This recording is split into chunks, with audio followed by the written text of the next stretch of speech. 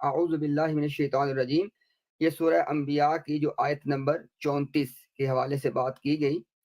تو آیت ہے جی وَمَا جَعَلْنَا لِبَشَرٍ مِّن قَبْلِكَ الْخُلْدَ، کہ اے نبی ہم نے آپ سے پہلے بھی کسی بشر کے لیے یہ نہیں رکھا کہ وہ ہمیشہ رہے.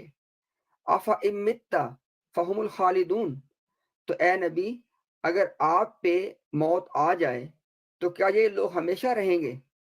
اب دیکھیں آیت بالکل واضح ہے کہ کسی بشر نے دنیا میں ہمیشہ نہیں رہنا، یعنی کسی کو اللہ نے ہمیشہ کی زندگی نہیں دی ہے. اسی بات کو اس انداز میں قرآن نے فرمایا گیا کہ کل نفس ذائقۃ الموت.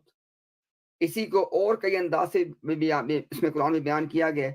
تو بھئی ہمارا اس بات پہ تو ایمان ہے، یہ تو جھگڑے والی بات ہی نہیں ہے کہ عیسیٰ علیہ السلام کیا بشر ہیں؟ ہاں جی بشر ہیں. انہوں نے کیا ہمیشہ رہنا ہے؟ نہیں رہنا. کیا ان کو موت آنی ہے؟ جی آنی ہے.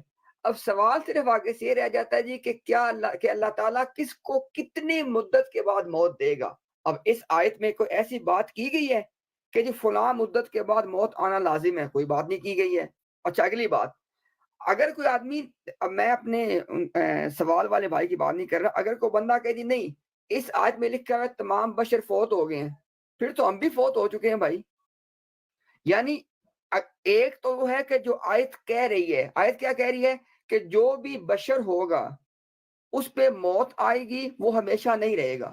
یہ تینوں باتیں ہمارے عقیدے کا حصہ عیسیٰ علیہ السلام کے حوالے سے، یہ تو وہ جو آیت کہہ رہی ہے. لیکن اس آیت میں احمدیت یا قادیانیت کیا پڑھنا چاہ رہی ہے کہ سارے بشر فوت ہو گئے ہیں، تو وہ تو غلط ہے، فوت نہیں ہوئے. شکریہ جی. جی بہت شکریہ جی. اور کوئی دوست کوئی بات کرے گا انشاءاللہ؟ پھر اس کو ورنہ اوپن کرتے ہیں ابھی تھوڑی دیر میں جنرل کویسچنز کے لیے.